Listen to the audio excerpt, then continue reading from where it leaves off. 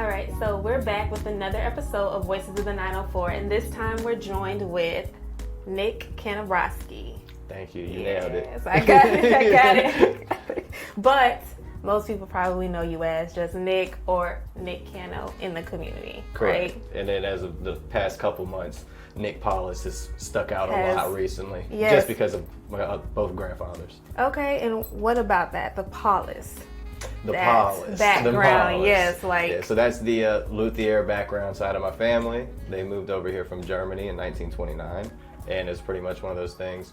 Rumored through the grapevine was Jacksonville had no luthiers or anybody to make violins there. So my granddad pretty much packed his bag, a suitcase, and came over on a ship and opened up, after 2 years of saving, working at the shipyards.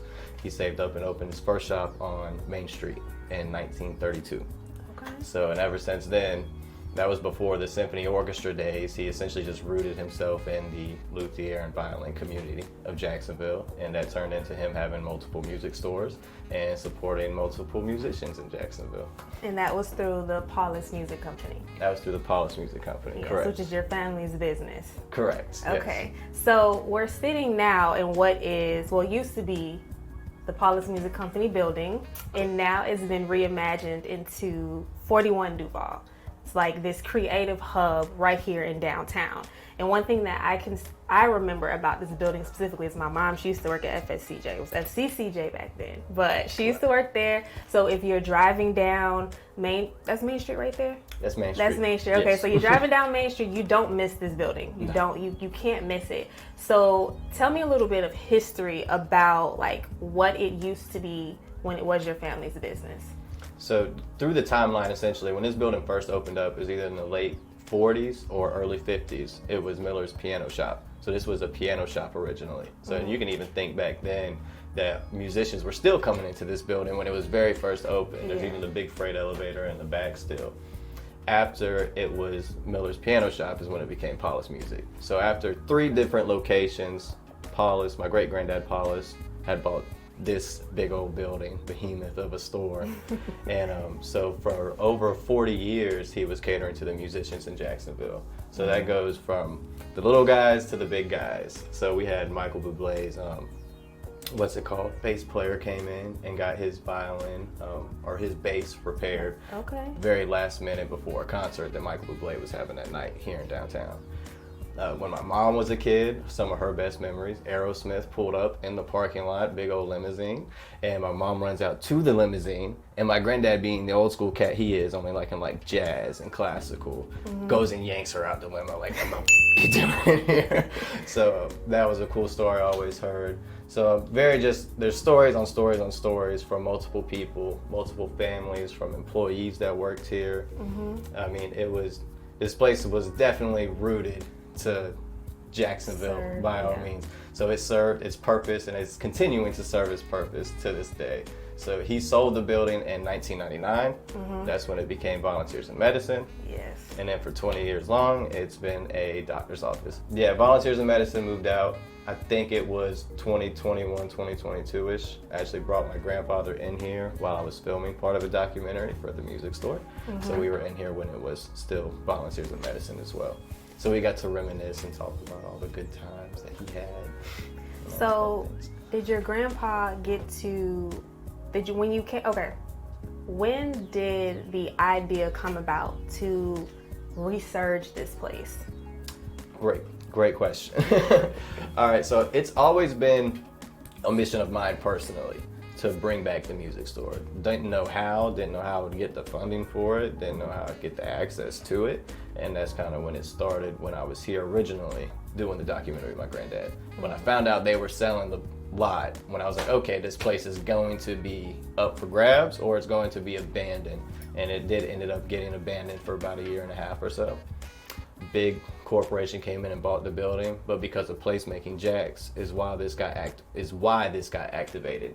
Katie Yellow made a great deal with the people who are buying a lot of these abandoned buildings in downtown for a short-term contract, essentially, to activate these buildings in downtown. So while they're not being developed, and like you said, unfortunately, like we talked about before, you can't control what the end all be all of these buildings are. Right. But you can do your best to activate them and show them what you can do with it in the meantime. So PlacemakingJax chose 5 different people who submitted applications to be in this building. So I was one of the applications to get into the building. So it's not like I have to say this a lot. People assume because this was my granddad's store, like handed to you, that this is my store. Gotcha. You know. But no, he sold it in 1999. I was born in 1998. You know, like I really never even knew about this place until I could process it when I was 3 or 4 years old. So taking trips down here every once in a while to see it. So no, this is not my store. I got chosen to be here as part of a project along with 5 other people. With your grandpa making an impact with the community, like he actually had these connections with different musicians and just people who were like into the music industry, especially outside of Jacksonville, but in Jacksonville. So now you have people, you have different artists, you have different just curators that are coming in this space, that are leaving their mark here. How does it feel to basically resemble that same type of impact that your grandpa had? It's really just an honor. I mean, it's a blessing to be a part of his legacy and story and to continue his legacy and story. So I'm just trying to do my best, whether if it's inside of this space or even in a different space. I'm happy to be in here to where I can be and to where his presence was, where he walked around. My great-grandfather that I never got to even meet, you know, like all these pictures that I see and like holding up the pictures and looking at it and being like, oh, that was right here, you know, like where I'm standing over 40, 50, 60 years ago. So truly blessed. Obviously the goal is to hopefully one day completely revitalize the Paulus Music Company completely, to be able to cater to the Duval County Public Schools, the band program specifically, have repairmen in the shop, have private lessons, and have an event venue that highlights local artists. So that's kind of like the vision I would like Paulus Music Company to be. I think music stores are great. I think it's extremely hard to have a successful music store, a standalone, you know, an actual storefront. I think a music store is great and I want to have one, but I want to have the other aspects of the business making the money to fund the music store. Bring it back, if that makes sense. Yes, it does. So for you, like, you're very hands-on. You were very hands-on with this production too. Sure. It just wasn't like you being the brains behind the scenes, but you actually like helped renovate this space. And you kept key like mementos that reflect the Paulus Music Company and what it was back in the 60s. So how does that feel to like be a part of the generation that's keeping it forward, but also showing how you're commemorating it as well? So I mean, there's obviously many more things I would like to do, and I'm honored to do what I can to show off what was here, essentially. So same thing, just like when I took down the ceilings in the front, that actually revealed where these drum sets and all used to sit above the door frame, and the original lighting, the light bulbs, everything was still there. So I had my buddy who's an electrician, Andy, and he came over and hooked them all back up for me. And then we did new lighting, painted the walls, painted the ceilings. Getting the scissor lift through the front door that you came in was probably the hardest obstacle I ever had. And you can't take down those ceilings and build walls without having to so you had some challenges. You know, I definitely had some challenges. I mean, you could have used, 16-foot ladders. That gets very dangerous when you're hauling drywall up ladders, So I just want to continue to do that, because on top of everything, I'm very, very fortunate to be in the house that my grandparents owned as well. I'm constantly in their space and in their presence, so I'm constantly wanting to make them proud and honor them the best way I can. Do you think you're doing that? I do. I do. And, it's not just this side of the Paulus family that was doing stuff, which is really cool to me. My great uncle owned 3 hair salons in downtown Jacksonville. My other grandfather owned a donut shop off of Edgewood, and they did that for 2 generations as well. So, but they're also long-lived river rats, as we call it on the west side, and that's just where fishermen born and deep-rooted. So my dad's big into that. There's just many avenues of any family of what people do and what they pursue in their life, and I just am very intrigued by what my people have done. It's very intriguing to me, and it's a big community inside of Jacksonville, and that was back when Jacksonville felt like a small community, you know, so that now we're just in big time, big mode. So I got to step it up a little bit. Catapulting. No, you're doing good. You're doing good. This is just the start and the first step for you. We'll get to that. So how do you describe this place? Someone is like, I see what you've done. It's amazing. I love it. But what is it? What's your answer? So this is 41 Duval. I guess I'm trying to figure out the best way to introduce that, but it's 41 Duval, and we have 5 different businesses inside of one building. And this is an event-activated building. So we're not open to your traditional 9 to 5. We are open essentially when it is promoted that we are open. So, you know, whether if it's a month in advance, a day in advance, a week in advance. There's 5 different people in this space, and that is one, myself, Paulus Music Company. You got Conveni Labo in the front section as well, the Japanese-styled inconvenient convenience store. And then Candace runs the Petite Art Gallery, and of course we're in one of the rooms in the Petite Art Gallery that was painted by Chris. And everybody loves Chris Cooley Raz Art, I think, on Instagram, if you don't have him. In the back you have Hush Hush Jacks, and they are pretty much just booming all over the city. You know, they kind of brought the whole silent disco movement to Jacksonville and to Florida, it seems like, more or less. So to be partnered with them as well is amazing. They activate that through open mics. They did an event the other week. The craziest one I've seen as far as kids, it was a K-pop, the Demon Hunter. You ever seen the Demon Hunter K-pop thing? I've heard of them. Yeah, same. Yeah, I've never watched it, but I have heard Yes. of it. And the place was flooded with kids. And so it's really cool to see this place activated as more than just one thing. Different like group. Yeah, it doesn't attract just one group. Yeah. It attracts every community essentially. It attracts every person, every artist, and whether if you're a family man or if you're a single man, you know, you can make it happen. And but I haven't finished quite yet. The last thing I would say is there's Collect Jacks upstairs as well. So there's a vintage clothing store upstairs that is appointment based. So you can either contact them for appointment based. And come in and shop. It's just appointment-based appointments is a mouthful, isn't it? Yeah, a little bit. It's okay. So you can shop up there with them based off of appointments, or you can also see TZ is up there as well, and TZ does the grills. So I've gotten my little 3-piece from him as well. Crazy. Where I got the bottom. You want a 6 on the bottom? You going crazy? Snap, go off. So yeah, there's a lot going on inside of this building. So when you submitted the application, that was in what year? This was last year in October. Oh, y'all moved fast then. Yes. So you submitted that application and you see it today, like in its entirety. Do they match? Did it exceed your expectations? So, I mean, it was a heck of a process. Okay. So, you know, when I applied for this, I didn't know if I was applying to get the whole building for myself. I didn't know if I was applying for one story of the building, to have the bottom story, have the top story. I didn't know until after I was selected who I was even going to be working with inside the space. Oh, wow. Okay. So, you know, it fell together. Now, thankfully, Katie has a great vision, and everybody in this space respects each other very much. So it's worked out great over the past year.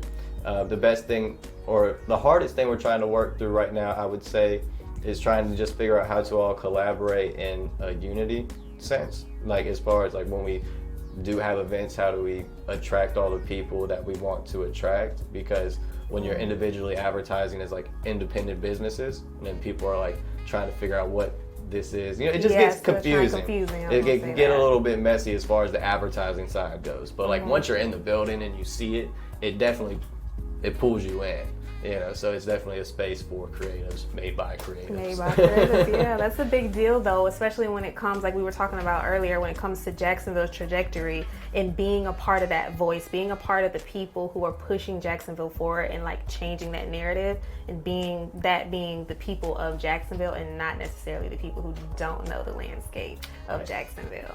Correct. So the big reveal was in July, right? Y'all had a big... Was it July? I think that was around July. It had to have been right around there. Okay, you think so? I think so. I would say everybody else, there was a lot more people in this space that was more prepared for the opening than I was. I was the one like pushing this thing because I was like, no, the front's got to get renovated. I was like, I can't see these ceilings anymore. I was like, I can't stand these drop ceilings. But everybody was very cooperative with each other. Everybody was very nice.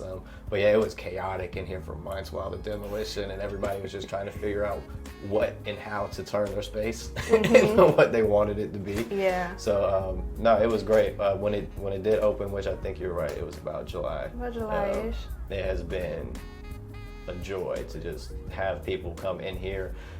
People who used to come in here when it was a music store, employees that used to work here when it was a music store, people that came in here when it was volunteers in medicine, people who had just been in this building throughout the years to come back, or if you've never been in it at all, just like to see people's eyes light up and like just be excited about something that's going on in downtown, because it's so hard to it's hard to find things going on in downtown. So we're trying to make it more accessible Where you bring for the people who in. come in. Yeah.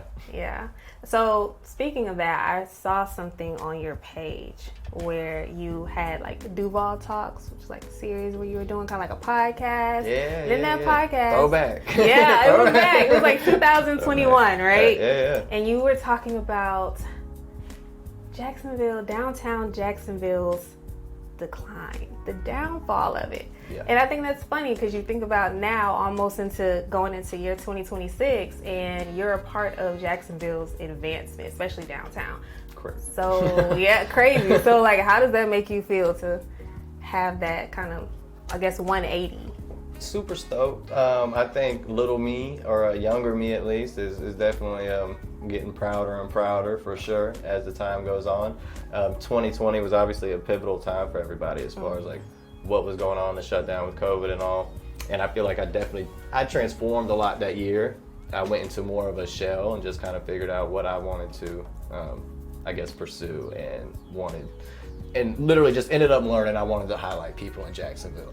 And that the goal for me with Duval Talks was to talk to whether if it was business owners or whether if it was creatives, to get your story out and let other people be inspired by the story of people in Jacksonville. But yeah, the decline of Jacksonville was something real, specifically downtown. I guess we touched on this a little bit already, but essentially, in the 90s, is when things kind of really just plateaued in downtown, with Regency Mall opening up on the south side, Edgewood on the north side. Everywhere was essentially getting its own mall, whether if it was the Avenues, whether if it was Orange Park, Town Center, River City. And everyone just got their own development. Everybody had their own communities, was going to their own events on that side of town. It's like, at least I hear a lot of beach people like, I only stay at the beach, I hardly ever go over the bridge. Across the bridge, I'm like, God, I can't even imagine that life. So over the years, watching it all fold back in, which I said in 2016, it was a revelation for me as well, graduating high school. And I'm seeing all these people and friends that I talked with about doing amazing things in Jacksonville. They're like, nope, peace. Like, I'm gone, I'm gonna go try something else somewhere else. But you do gotta take those years to find yourself as well. So I think I was taking time for that too. Yeah. So it's just growing over the years. Yeah, just evolution, and that's something like I'm pretty sure you surprised yourself with taking that leap and rebranding this building. Crazy work, isn't it? The outside is not as beautiful as the inside yet.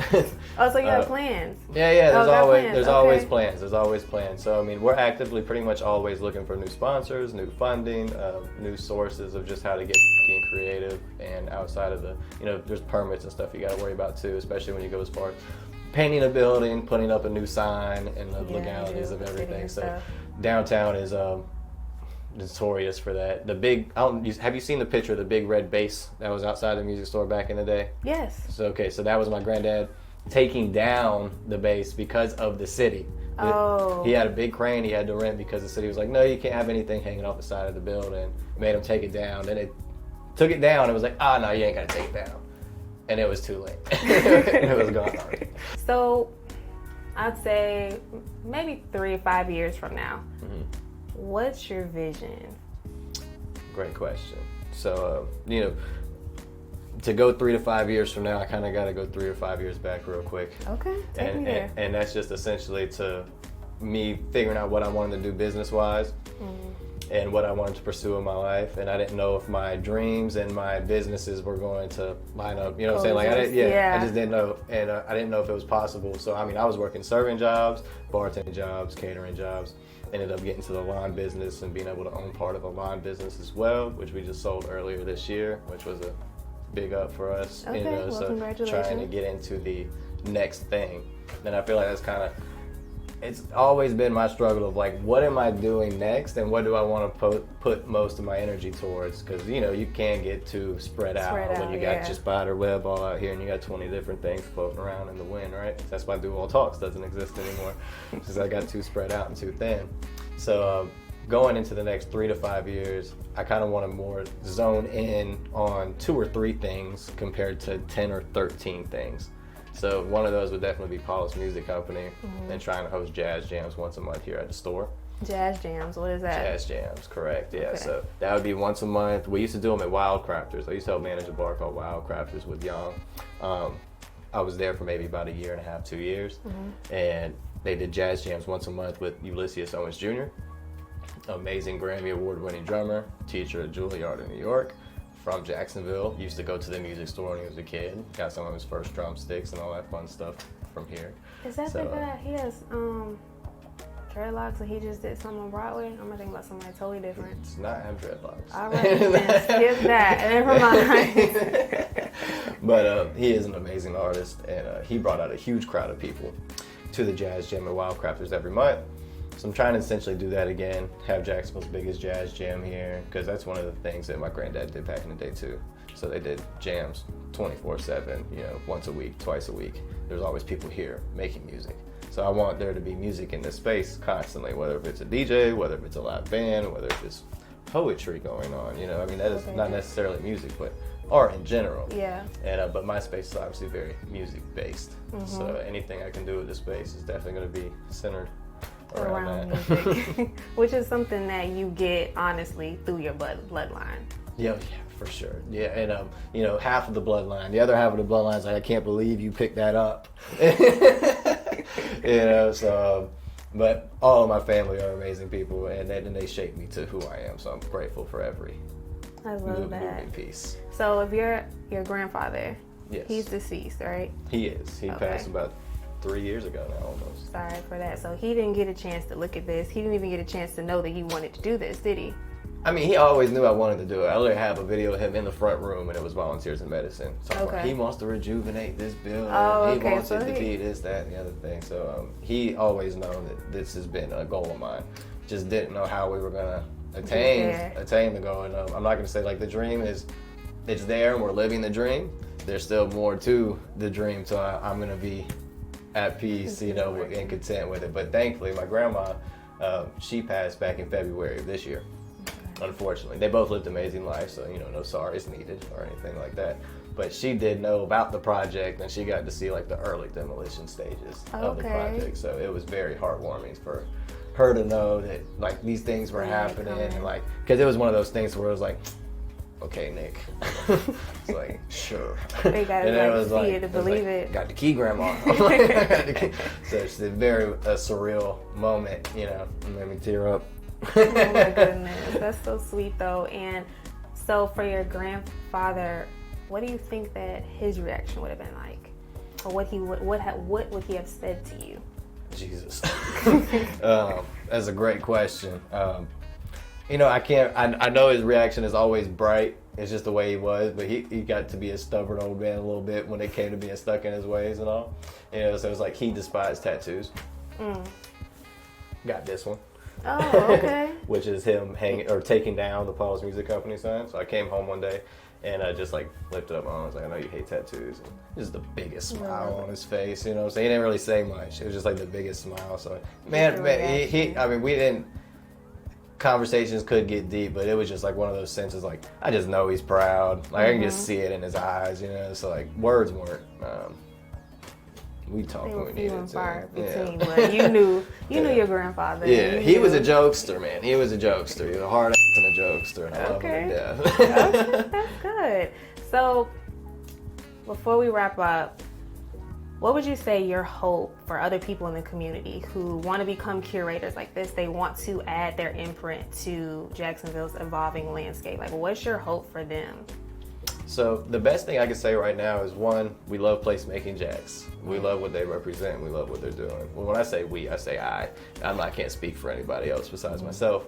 But everybody in this building, all the projects that have been placemaking projects are beautiful projects. And it's just the idea of being able to transform, whether if it's an alleyway, whether if it's a sidewalk, whether if it's doing a mural on a building. These are events at parks. There's this application process. If you go to PlacemakingJax.com, you can submit your ideas for these parks, or for these alleyways, essentially, for what you would like to do as a creative to bring them to life. And they help you get funding for that. They help you get permits to do everything legally. They help you get the porta potties for the restrooms, because a lot of places don't have that for events. So just random things like that. So it's just trying to point the creatives in the right direction of where to go to funnel, because I understand a lot of people's struggle is money and trying to get funding for things. So it's one of the biggest things I struggle with. So just trying to figure out where you can get this money from, trying to get sponsors, trying to get people to invest in you is probably one of the biggest things that I recommend to anybody creative. Because once you have people that believe in you 100% and fully, those connections really start to blossom and open up into new doors, new opportunities. So just do the best you can. Something like this. Exactly. Yeah, and potentially put in place. And so be yourself, be proud of who you are, and just don't stop pushing. Okay, so is there anything that we didn't touch on, or just a message that you want to leave the viewers with? I think we touched on about everything I could think of. Stay tuned for what's coming for next year, because there's many more projects, there's many more ideas coming, and just trying to get on a more of a consistent schedule for people to come visit the space. Give us a sneak peek. What's something for next year that you got your eye on? Lord have mercy. So this is on the but there's another building that could potentially be getting activated in the very near vicinity of here. Okay. That would allow us to pretty much shut down the block and go from here to the park and have an event that shuts down this whole street, essentially, with 2 buildings activated. Okay. So that would be the biggest project. And if that happens, you'll see a whole other series of videos again of like, you I'm being back a in part here of that and doing and I'm just getting hands-on. It's one thing about me, I definitely like to be a part of.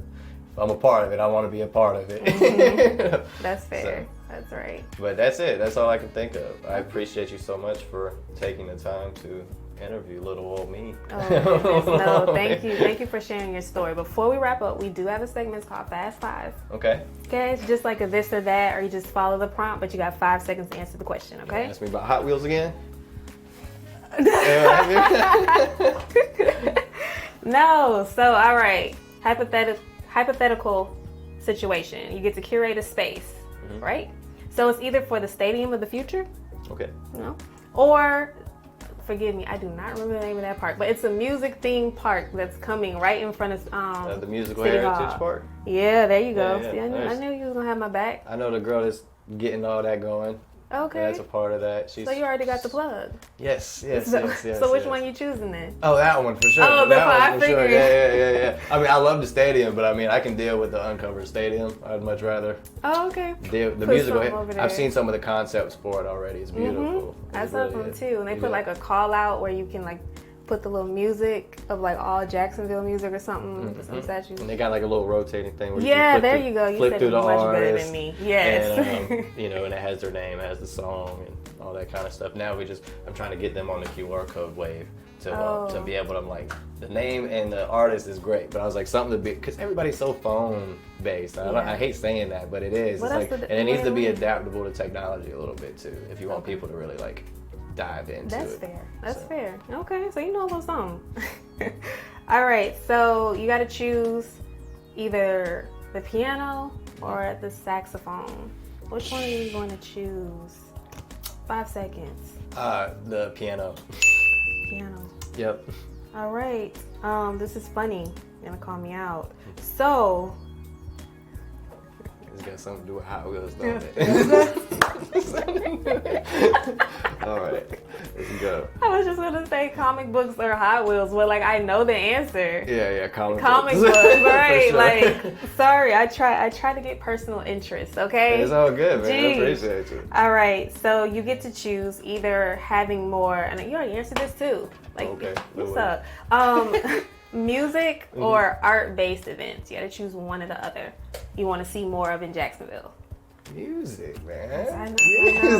Music, man. Look fine. But now, if I could say one thing as a third option in that one, I'd love to Okay. see more fashion events. That would be very nice. You know about the Duval Ball? Yes, I do know about the Duval Ball. Not like specific details, but yes, I have heard of the Duval Ball. It's gonna, it's gonna propel the fashion scene a little bit, but that is Okay. a good conversation. We actually talked to the curator of that, so her episode's Nice. coming up. Lastly, which I already know the answer to, Jacksonville Jaguars or the Seahawks? Jaguars. Why would I choose the Seahawks? I don't know because they beat. That's your team? No. Okay, I'm just making sure. I'm a fair weather fan. Y'all Okay. lost, so I'm not there. Last week, y'all won. That's right, bringing up rough memories, man.